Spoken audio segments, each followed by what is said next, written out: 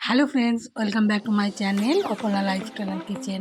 আমি অপর্ণা, তোমাদের সবাইকে স্বাগত জানিয়ে আজ আমি আমার রেসিপিটা শুরু করছি। এই কড়াই নিয়ে নিয়েছি 1 চামচ মতো সাদা তেল, মানে রিফাইন অয়েল। তার মধ্যে দিয়ে দিয়েছি 1 কাপ গোবিন্দভোগ চাল, আর দিলাম কটা কাজু বাদাম দিয়ে একসাথে খুব ভালো করে ভেজে নিয়েছি। দেখতেই পাচ্ছ লাল করে ভেজেছি। এবার এগুলো একটা বাটির মধ্যে তুলে নিচ্ছি। তুলে নিয়ে একটু ঠান্ডা হলে সেটাকে আমি মিক্সিতে দিয়ে গ্রাইন্ড করে নেব। তোমাদের কাছে অনুরোধ রইল পুরো ভিডিওটা দেখার জন্য, তোমাদের ভালো লাগবে। 1 কাপ চালে যে এত সুন্দর একটা রেসিপি হয় সেটা দেখলে তোমরা অবাক হয়ে যাবে। নিয়েছি সমপরিমাণ ঠান্ডা দুধ। দুধটাকে আগেই ফুটিয়ে রাখা হয়েছিল, এখন ঠান্ডা হয়ে গেছে। নিয়েছি একটা পাটালি গুড়। সেই পাটালি গুড়টার ওজন মোটামুটি 100 থেকে 150 গ্রাম হবে। সেটাকে আগে দুধের সাথে খুব ভালো করে মিশিয়ে নেব। দুধটাকে এই অবস্থায় গরম করব না, যখন পুরো দুধ আর গুড়ে মিশে যাবে তখন আমি গ্যাস অন করব। দেখো দুধটাকে ভালো করে মিশিয়ে নিলাম গুড়ের সাথে।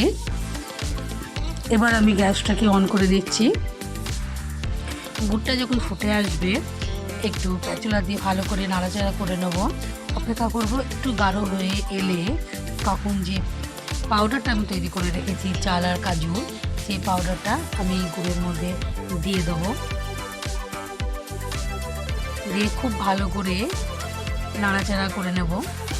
কিছুক্ষণ এভাবে নাড়াচাড়া করতে থাকবো। নাড়াচাড়া করলে আস্তে আস্তে জিনিসটা জমাট হয়ে আসবে এবং গাঢ় হয়ে যাবে। তখন তার মধ্যে আমি অ্যাড করব 2 চামচ মিল্ক পাউডার। মিল্ক পাউডারটা দিলে এর টেস্ট অনেকটাই বেড়ে যাবে।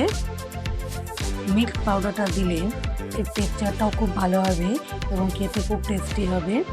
খুব ভালো করে নেড়ে মিল্ক পাউডারটা এর সাথে মিশিয়ে নেব। এখানে যে কোনো ব্র্যান্ডের মিল্ক পাউডার ব্যবহার করলেই হবে।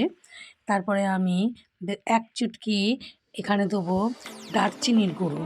দারচিনির গুঁড়ো দিলে এখানে এই রেসিপিটার টেস্ট অনেক বেড়ে যাবে।